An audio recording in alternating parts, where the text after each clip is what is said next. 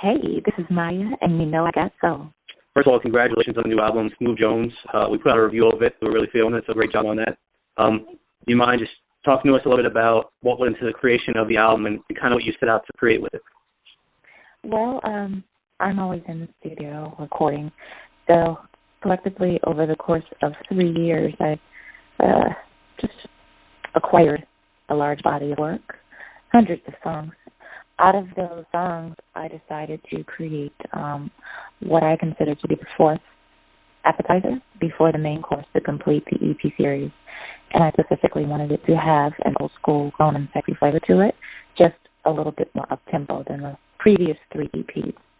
So, based off of a picture, I said, the title's going to be Smoove Jones. A picture that I'd always wanted to use for a single, but I said, this is the perfect project cover that captures the essence of the 70s, and this is what the title's going to be. So I pulled from the archive and assembled the playlist, as well as created 2 things from scratch, which were the intro and the outro to make it feel like an album. And there was one song that actually sat in my computer in a submissions folder for maybe a year and a half, 2 years, that I ran across by accident in the midst of finalizing this project, and I said, this might fit perfectly. And that record came from Germany in an email, and that was Coolin'. It was a different title. So I rearranged some lyrics, and that basically completed the already existent archive of music, and that's how Smoove Jones was assembled. One thing we really noticed about the album is the diversity of the sounds. I mean, you've got, some up-tempo, some kind of a little bit of trendy on there, but you've also got some stuff that's more 90s based. And can you kind of talk about what inspired the sounds and what made you go in those directions sonically? Well, I guess because I have my own studios, I get to have a playground and just experiment with no pressure, try different things. 70s, 80s, 90s music and R&B was my favorite time, especially the 70s. So there are some influences with a lot of the backgrounds, some of the types of samples we tried to create from scratch to make it sound like it were a sample, Earth, Wind, and Fire types of backgrounds, like on Fire, and then 90s on Team U, just getting back to certain sounds sonically that brought back memories and felt good, to us, meaning the producers I worked with and myself, but felt good to us. So that's the place that we created from, based on what we grew up listening to, and it was as simple as that. The one that really stood out to us, because we grew up on your music starting in the 90s and been following it for years now, but One Man Woman, Old School Joint, that one really stood out. Can you talk about that one a little bit? Yeah, I got with the producer Yanni. We've been working together since 2006 or 7. Once again, via email. He was another upcoming producer. Our relationship in studio developed over time. He got Grammy nominated in the interim years ago via Trey Songs. And when I came to LA a couple of years ago, I specifically asked Yanni to come up with some live music because that's the space that I wanted to play in. We'd already done a lot for the Kiss album in the dance vein and the club vein and even in the synthesized slow jam vein, but I wanted to get more classic in live instrumentation. So a lot of the EPs that I've released have production by him with live elements and live instruments.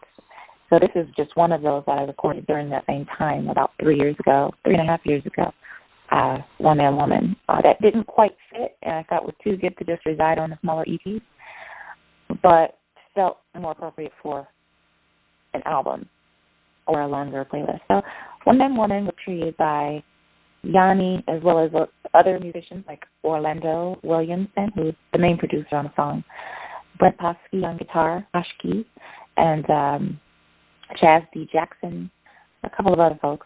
I came up with the concept, and then a writer that I've been working with, Lisa Yarrow, as well as Cliff Lewis, on a couple of other EPs. We finished writing the song together, and that is how One Man Woman was created, with influences of Mint Condition, Prince,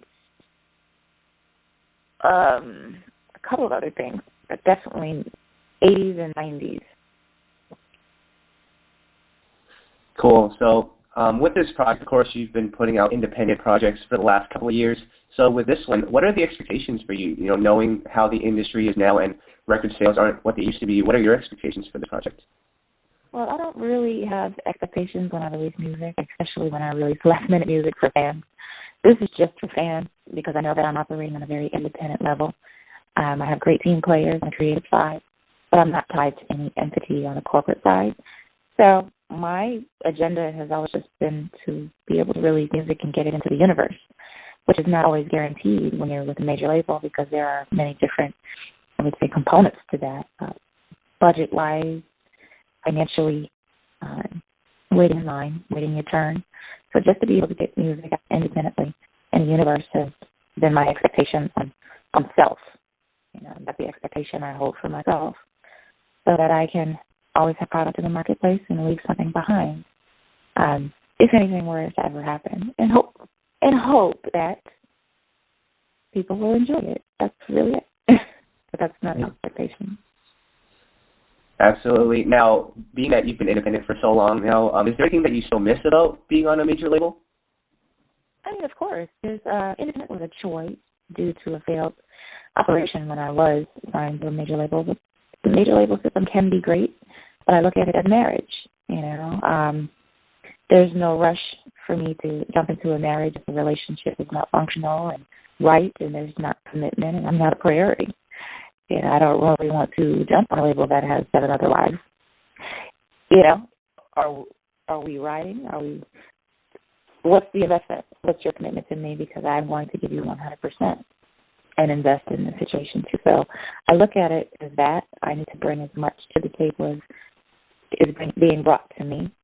And it has to be functional and enthusiastic, you know. So if it's not that, then independent is the way for me. I'd love to be married, but it has to be the right partnership is what I'm saying. And right now, to be honest, the music industry is ever-changing, and there are so many layoffs and shifts in staffs and presidents and CEOs. Everyone's merging and flip-flopping. I don't know what the next thing is. So to jump into a situation like that for the last 8 years has always been an insecure move for me until I know that there's a place that's stable and stationary, that's not already crowded. So that's been my reserve, but I definitely would love to be in the right situation, and finding that has been a process. You know, what's interesting about Smoove Jones is you released it on the 18th anniversary of when your original single came out. So can you kind of reflect for us on your time in the industry and all those years and what you've been able to accomplish and what you see your legacy as so far? Well, yeah, it was definitely a celebration of the journey coming this far, which I have to remind myself because I always feel like I'm just now starting. Every year I learn something, new project, I'm learning new things. And it's really truly a celebration of people, everyone from the creators that I've worked with to those behind the scenes to music itself and everyone that's inspired me and the love that I have for it. Just celebrating that and always staying inspired and honoring those that have been a part of that. And that is truly for the fans because they definitely keep me going. They definitely let me know what they want and what they're in need of. So I try to serve that. What was the second question? I guess just how do you view your legacy and that you've established in R&B and music? Well, I mean, like I said, I always feel like I haven't given my best, whether that be because I haven't felt like I've been on the correct platform or with the correct partnership. I really truly felt like I'm just beginning and stepping into my true artistry 18 years later. I was such a young adult, a teenager, a kid basically when I first started, you know, not truly knowing how to express myself, songwrite, produce, and all the other things. So I've evolved. Legacy, I'm not sure, that's really not for me to decide, but personally I always want or hope to be a good person, aim to be a great person, treat people with kindness. Musically, professionally, you'll always maintain passion and love for the art, the craft, and the gift of music and not abuse it. and put out their flags into the universe on a business front to be resilient and hopefully be an inspiration for those that have struggled or have lost interest in their gift because of business to keep going and empower themselves by maybe taking matters into their own hands and finding their way, to maintain the love. So those are the things that I hope to leave behind in my truth and my book. Great answer. I like it. So this final question for you, looking back on your time in the industry, if you could give advice to a young Maya who was just starting her career now, as a veteran now, if you could give advice to yourself at your start of your career, what would it be? Well, I'd have to tell myself to make the investment of the extra money to have a cousin, a friend, on the road, because it can be really lonely and you can miss out on a lot of joy along the journey and constantly be around strangers and just not enjoy their lives. Life is so short, but that extra person on the road, someone connected to you, is very worth it. So always just not business, but there's balance. And that's healthy. It's healthy mentally, physically, spiritually, emotionally, and eventually financially, I believe.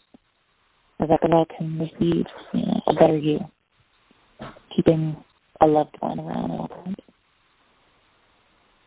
Absolutely. Now, Maya, I know you've also got your tour coming up. You're going to be doing some shows. Aside from that, first of all, just talk about the tour a little bit and anything else that you'd like to just add on. Well, I assemble my own tours.